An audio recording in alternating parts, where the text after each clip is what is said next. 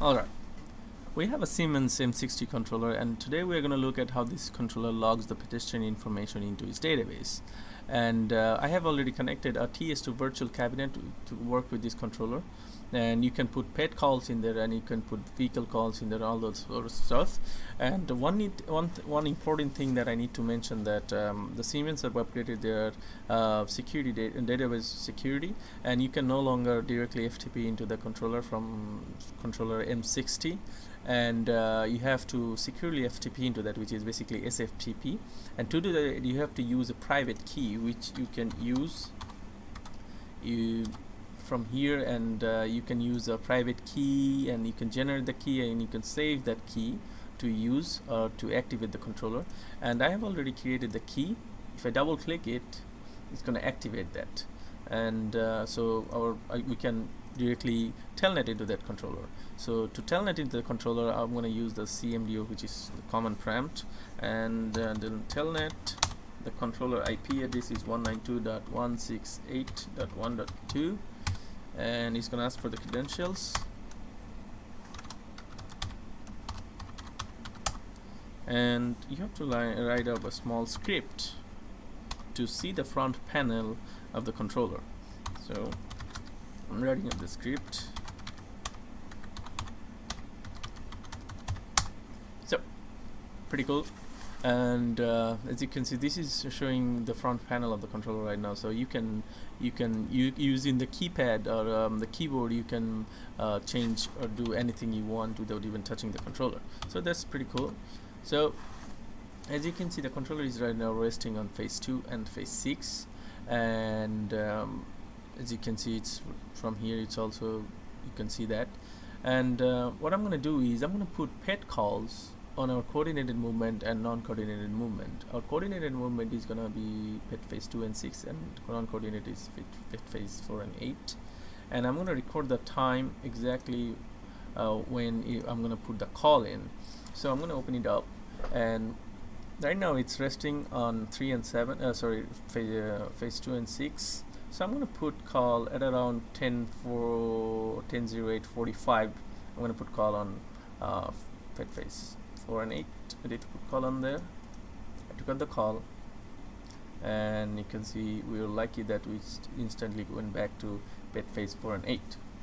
So 10:08:45, we did put call on pet phase 4 and 8, and it was then served. The green time was served, and it's going back to phase 2 and 6, and it's going to serve that pet times and all, and it's going to go back to whatever the demand is. And I'm going to put again at around 10:09:30, I'm going to put call on pet phase 4 and 8, because last time it was kind of quick. I'm going to put call 10:30, and then I'm going to take out the call. I'm going to put again call. Basically what I'm doing is I'm going to putting multiple calls and taking out the multiple calls from there, as if someone is pushing the button multiple times. So the idea is to see if the controller sees that as multiple calls, or just register once and then serve the gain time. So I have done enough. I think I have put enough calls, so I'm gonna record the time. I started at 10:09:30, and I lasted about 20 seconds or so to put calls on 4 and 8. So we just have to wait until it goes to pet phase 4 and 8. And as you can see from here, although the phase is on the 3 and 7 window is open, since there is no call in there, so it's not actually serving that. Rather, it's resting on mainline 2 and 6, which is basically trying to continue the coordination movement. So once it serves the alright, about 5 seconds, it's gonna go to phase 4 and 8. Alright, that's now it's on. As you can see, our pet phase 4 and 8 is getting served. In the meantime, let's at 55 or 56, I'm gonna put call. At 57, I'm gonna put multiple calls on pet phase 2 and 6.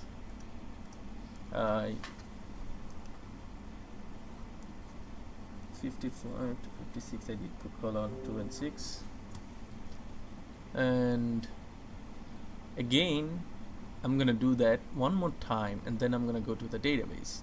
So let's at 11:25 or 30 let's put calls.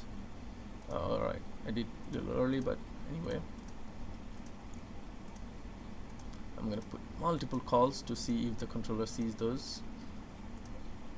Alright, that's about good enough. So at around 10, 11, 26 or 7 to 31 seconds I did put call on fill and 8, and I'm gonna wait until it gets served. So there's just now, as you can see, it's still serving the main line, so you just have to wait around 40 seconds, because after 2 and 6 it's gonna go to it's 3 and 7. Since there is no call on 3 and 7, so it's gonna still rest on 2 and 6. So as you can see, phase 3 and 7 is activated, although, but it's not getting served because there is no call. So after 20 seconds it's gonna go to phase 4 and 8.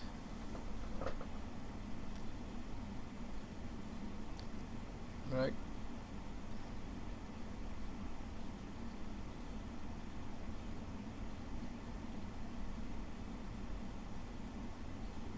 Cool. So it's as you can see, and let's just pull multiple calls on 2 and 6. So I started at 10, 12, 52. I'm gonna put call multiple calls. I'm gonna take out those calls. Let's just take out the calls. So at around 10, 12.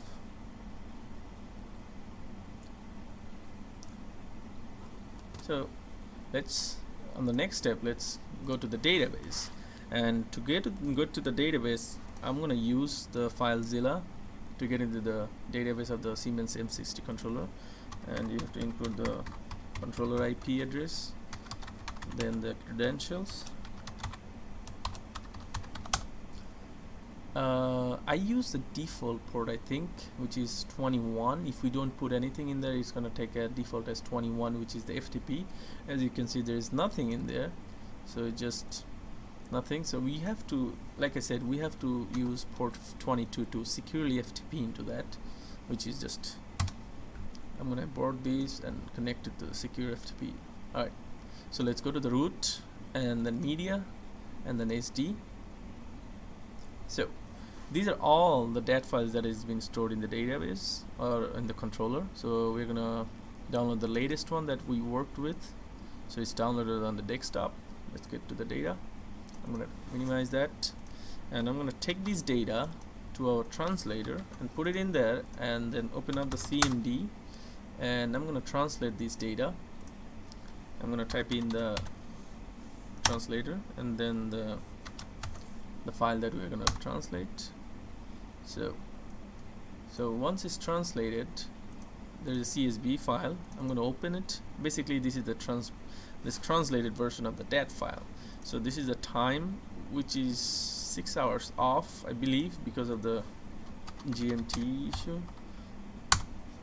Yes, I think that, let me format that. And I'm gonna open another column to just, let's say this is our timestamp, and I'm gonna adjust that, and I'm gonna add 6 hours to that because of the timestamp. So this is our time, adjusted time. I'm gonna kill the formula just and then I'm gonna delete this redundant column. So this is our timestamp, and this is gonna be our event code. And this is going to be event param or parameters. So just, I'm going to put in the middle everything. So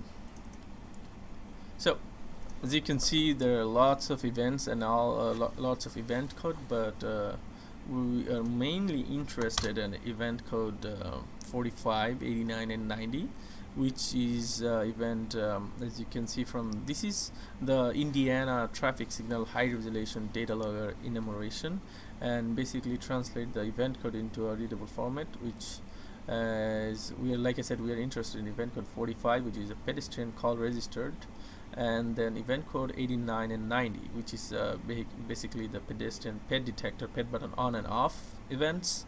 So if you push the button, it's going to detect as event code 90, and if you take it out, it's going to look at event code 89, which is basically ped button off. So I'm going to filter that because we have lots of redundant event codes that we don't need for this issue. So I'm going to take this on this, and like I said, at exactly 10:08:45 we did put call on ped phase 4 and 8. So I'm going to go directly to that 10:08:45. So we're pretty close. So as you can see, probably the time is a little bit off, about 11 seconds, but as you can see, the time is probably a little bit off, but it doesn't matter because as you can see, it's did put call 9, event code 90. So I'm going to put that side by side to show you what exactly is you are seeing, so that you can have a good idea about that. So let's just mark that and go to the event code 90. So at 10:08:56, when we first click, we first put PedCalls, it looked at the detector event. The ped detector was on, which is 95, and once it's on, immediately the controller registered that as a PedCall for ped phase 8, ped phase 4. So again, the same thing happened with the ped phase 8. Immediately after that, we did put call on ped phase 8, and the controller sees that as a ped detector on event, which is event code 90. At the same time, it registered that event. And then we took out the call from both of this, which is basically event code 89, which is ped detector off event.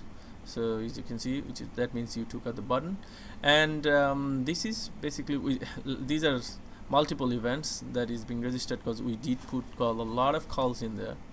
So on the main line, we did put call, which is which are ped phase 2 and 6. We did put call on 10:55 or 56 seconds. It's gonna be a little bit off, but anyway, so as you can see, it's in here. So 10:10 or 10:11, something like that. We did put call, put the call in there. So over here, it looked like the ped button was on and off for those. We did a lot of calls, but surprisingly, there is no event code 45 in here. So for the main line, it did not register that event, but it was served eventually. So like I said, this is event code 89 and 90. It's just ped button on and off event, and event code 45 is once the controller registered that event. So for our sites, for our ped phase 4 and 8, it's registered that event code 45, but for mainline, it did not do that. So it's pretty cool, and as you can see, we can trace back the data and match the data too. So hope you liked it. Thanks.